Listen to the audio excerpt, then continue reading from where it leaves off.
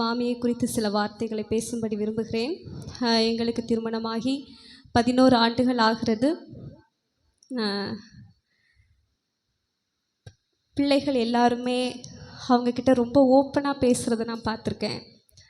அவங்களோட பர்சனலாக யார்கிட்டையுமே சொல்ல முடியாத விஷயங்கள் அம்மா கிட்ட ரொம்ப ஓப்பனாக வந்து பேசுவாங்க. எல்லா காரியத்தையுமே ஷேர் பண்ணுவாங்க. அண்ணி, கிரேனா இவங்க 2 பேரும் எல்லா விஷயத்தையும் அம்மா கிட்ட ரொம்ப ஷேர் பண்ணுறதை நான் பார்த்துருக்கேன். அதுக்கு அவங்க ஒரு இடம், ஸ்பேஸ் கொடுத்துருந்தாங்க. எல்லாவற்றையும் அன்பாக கேட்பாங்க, நல்ல ஆலோசனைகளை கொடுப்பாங்க. என்னிடத்திலும் எப்பொழுதும் பேசிக்கொண்டே இருப்பாங்க. நாங்கள் 2 பேரும் சேர்ந்து தான் சமைப்போம். அப்போ ஃபுல்லாக அவங்க பேசிகிட்டே தான் இருப்பாங்க. நம்ம எல்லாருக்குமே தெரியும், நல்லா ஜெபிக்கிறவங்க அவங்க. காலையில் 5 மணிக்கு எழும்பி கரெக்டாக ஜெபிப்பாங்க. எங்ககிட்டையும் சொல்லிகிட்டே இருப்பாங்க, நீங்கள் ப்ரேயருக்கு வரணும்னு. கடைசி இந்த நாட்களில் நாங்களும் அப்படி ஜெபிக்க ஆண்டவர் எங்களுக்கு கிருபை தந்திருக்கிறார். குடும்ப ஜெபத்துக்கு ரொம்ப ரொம்ப முக்கியம் கொடுப்பாங்க.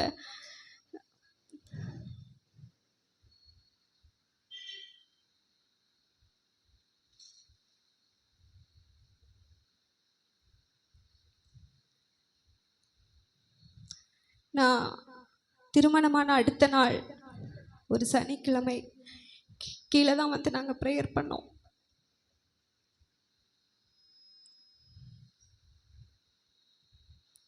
அப்போது என்னிடத்துல சொன்னாங்க,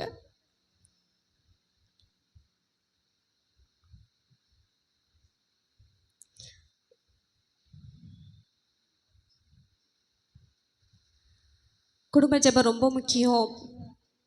தேவன் இந்த காரியத்தை எங்களுக்கு ரொம்ப கற்றுக் கொடுத்துருக்கிறார். அதனால நாங்கள் குடும்ப ஜெபம் தவறாமல் செய்வோம். ஒவ்வொரு நாளும் நம்ம குடும்ப ஜெபம் செய்யணும்.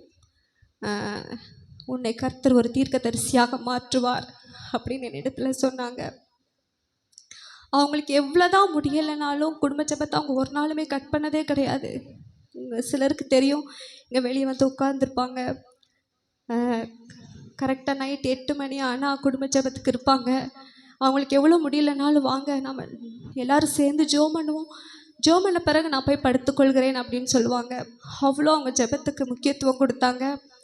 மற்ற மாதிரி உங்களுக்கு அவங்களுடைய ஊழிய பாதை எல்லாமே உங்களுக்கு நல்லாவே தெரியும். அவங்கள மாதிரி ஒரு ஞாபக சக்தி உள்ளவங்கள நான் பார்த்ததே கிடையாது.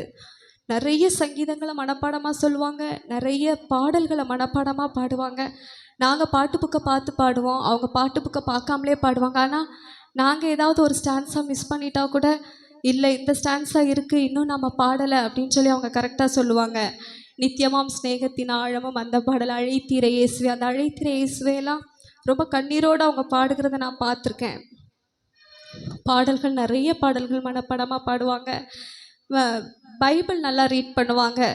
காலையில் 5 மணி ஜெபத்தை முடித்துட்டு கிச்சனில் உள்ள வேலைகளெல்லாம் செய்துவிட்டு அடுத்தது காலையில் பிரேக்ஃபாஸ்ட், காலை உணவு சாப்பிட்றதுக்கு முன்னாடி கண்டிப்பாக அவங்க வேதத்தை வாசிச்சுட்டு தான் வந்து சாப்பிடுவாங்க. என்ன தான் கட்டாயப்படுத்தினாலும், இல்லை நான் பைபிள் படிச்சுட்டு வரேன், எங்கள்கிட்டையும் சொல்லிகிட்டே இருப்பாங்க, 10 அதிகாரம் வச்சு படிங்க, வருஷத்தில் ஒருக்கா நம்ம வேதத்தை வாசித்து முடிச்சிடலாம், 10 அதிகாரம் வச்சு வாசிங்கன்னு சொல்லுவாங்க. ஒவ்வொரு நாளும் தவறாமல் 10 அதிகாரங்கள் அவங்க வாசித்து முடிப்பாங்க. ஒரு வருஷத்துக்கு ஒரு முறையாக வேதத்தை வாசித்து முடிப்பாங்க. அவங்களுக்கு வந்து ஒரு பைபிள் கிஃப்டாக கிடைக்கும். அதை அவங்க பத்திரமா வச்சுருப்பாங்க. வச்சுட்டு பிள்ளைகளுடைய பிறந்தநாள் வரும்போது, எங்கள் பேர பிள்ளைகளுக்கு பிறந்தநாள் வரும்போது, அண்ணியுடைய பிள்ளைகள் சென்னையிலேருந்து வரும்போது அந்த பைபிளை அவங்களுக்கு கிஃப்டாக கொடுப்பாங்க. அது மாத்திரம் இல்லை, சபையை அவங்க ரொம்ப நேசித்தாங்க. ஆராதனை நேரத்தில் நான் இடையில எழுப்பி போய் பார்க்க போவேன். அப்போ ஒவ்வொருத்தராக கேட்பாங்க, இவங்க வந்திருக்காங்களா, யார் வந்திருக்காங்க, யார் வரலை, எல்லாவற்றையும் அவங்க கண்டிப்பாக விசாரிப்பாங்க. எவ்வளோ கடைசி வர பலவீனப்பட்ட அந்த நாட்களிலுமே அவங்க எல்லா ஜெபத்துக்குமே அவங்க வந்து வெயிட் பண்ணிகிட்டே இருப்பாங்க. இங்கேருந்து அங்கே ஜெபம் முடிச்சுட்டு போகிற வரைக்கும் உபவாச ஜெபம், பெண்கள் ஜெபம், உபவாச ஜெபம், ஆராதனை எல்லாத்துக்கும் எப்போ முடிச்சுட்டு வருவாங்கன்னு அவங்க வெயிட் பண்ணிகிட்டே இருப்பாங்க. யாரெல்லாம் வந்ததென்று விசாரித்து கேட்டுக்கொண்டே இருப்பாங்க. அஹ் எல்லாருக்குமே யார் வீட்டுக்கு வந்தாலுமே அவங்கள உட்கார வச்சு நிறைய நேரம் அவங்கள பற்றி விசாரிப்பாங்க. அவர்களுடைய பிள்ளைகள் என்ன செய்கிறாங்க, என்ன படிக்கிறாங்க, எங்கே வேலை பார்க்குறாங்க, எந்த இடத்துல திருமணம் செய்து கொடுத்துருக்காங்க, எல்லாவற்றையும் விசாரிப்பாங்க. அதே நேரத்தில் எல்லாவற்றையும் கரெக்டாக ஞாபகத்தில் வச்சுருப்பாங்க. எங்கள் வீட்டிலேருந்து யார் வந்தாலும் சரி, யார் வீட்டுக்கு வந்தாலும் இல்லை வெளியே யாரை பார்த்தாலும் எல்லார்கிட்டேயும் ரொம்ப நல்லா பேசுவாங்க. எல்லாரையும் ஆராதனைக்கு கூப்பிடுவாங்க. தெரிந்தவர்களோ தெரியாதவர்களோ யாரை பார்த்தாலும் ஆராதனைக்கு கூப்பிடுவாங்க. குடும்பத்தில் எல்லாரையுமே ஒரே மாதிரி நேசித்தாங்க. எல்லாரையுமே ரொம்ப விசாரிப்பாங்க. யார் ஒருத்தரை காணலைனாலும் அவங்கள கேட்டுக்கொண்டே இருப்பாங்க. ஆனால் ஸ்கூலுக்கு போகும்போது கண்டிப்பாக அவள் வந்து மாமிகிட்ட சொல்லிட்டு தான் போகணுன்னு எதிர்பார்ப்பாங்க. ஒருவேளை இவ சொன்னது அவங்களுக்கு கேட்கல அப்படின்னா அவள் எனக்கு என்னட்ட சொல்லாமல் போனா அப்படின்னெல்லாம் சொல்லுவாங்க. சர்ச்சில் போய் 5 நிமிஷம் ஜெபம் பண்ணிட்டு தான் ஸ்கூலுக்கு போகணும் அப்படின்னெல்லாம் சொல்லுவாங்க. கிரேனா காலேஜுக்கு போகும்போதும் அப்படி சொல்கிறத நான் பார்த்துருக்கேன். எங்கே போனாலும் ஜெபம் பண்ணிட்டு தான் வெளியே போவாங்க. எல்லாரையுமே ரொம்ப விசாரிப்பாங்க, ரொம்ப அன்பாக இருப்பாங்க. எல்லாத்துலேயுமே நல்ல ப்ரீ பிளான் பண்ணுவாங்க. இப்போ பெருஞ்சிலாம்பு போகிறோம் அப்படின்னா ஒரு வாரத்துக்கு முன்னாடி அங்கெல்லாம் என்னென்ன எடுத்துகிட்டு போகணும். பெருஞ்சிலாம்பு அவங்களுக்கு பிடித்த ரொம்ப அதிகமாக அந்த பிளேஸ் அவங்களுக்கு ரொம்ப பிடிக்கும். போகிறதுக்கு முன்னாடியே அவங்க என்னென்ன திங்ஸ் எடுத்து வைக்கணும் எல்லாமே ரொம்ப ப்ரீ பிளான் பண்ணுவாங்க. அதே போல் அன்னைக்கு 2வது குழந்தை பிறந்தபோது சும்மா செக்கப் போகணுன்னு தான் அவங்க போனாங்க. ஆனால் அதுக்கு முன்னாடியே ஹாஸ்பிட்டலுக்கு போய் நம்ம ஸ்டே பண்ணால் என்னென்ன வேணும் எல்லாவற்றையும் அவங்க எடுத்து வைத்திருந்தாங்க.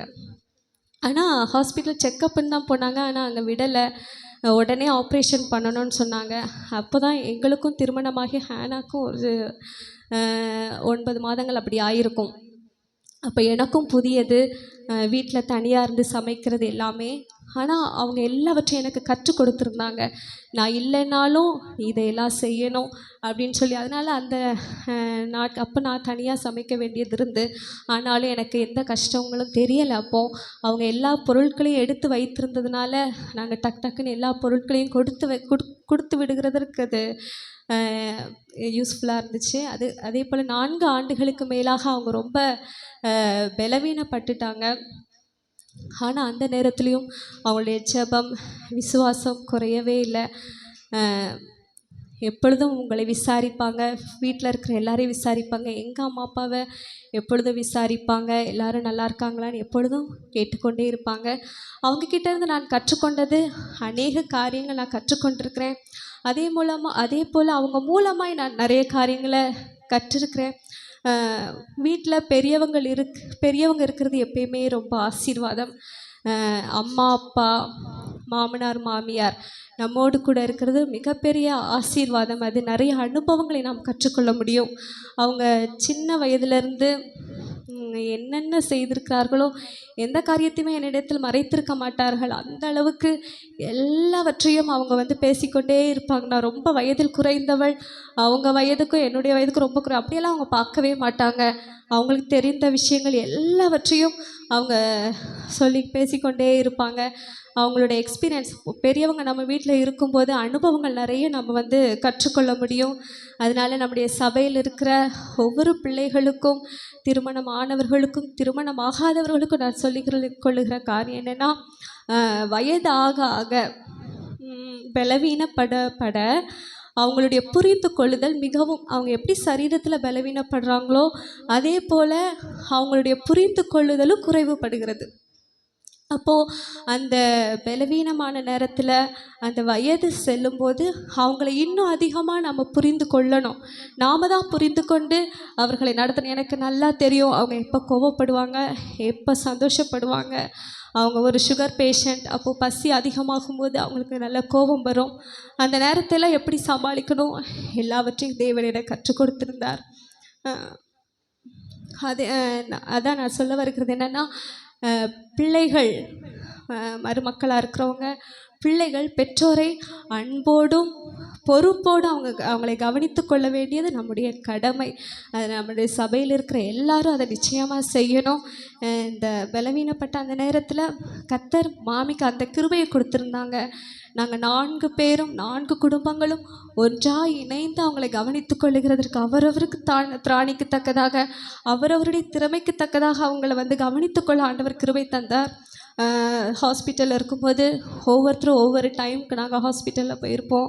மாமாவுக்கும் பலவீனம்தான், ஆனால் அவங்களுக்கும் ஒரு டைம் நாங்கள் இந்த டைமில் நீங்கள் போய் ஹாஸ்பிட்டலில் இருக்கணும்னு சொல்லும்போது அவங்களும் போய் சந்தோஷமாக இருப்பாங்க.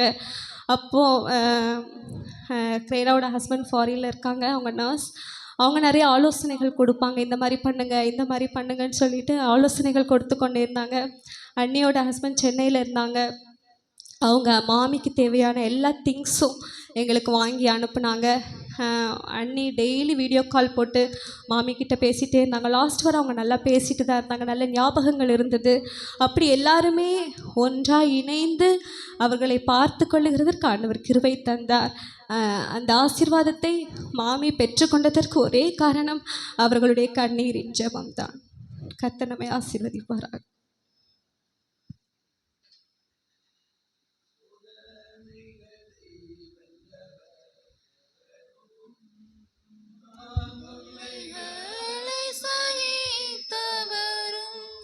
சோதனை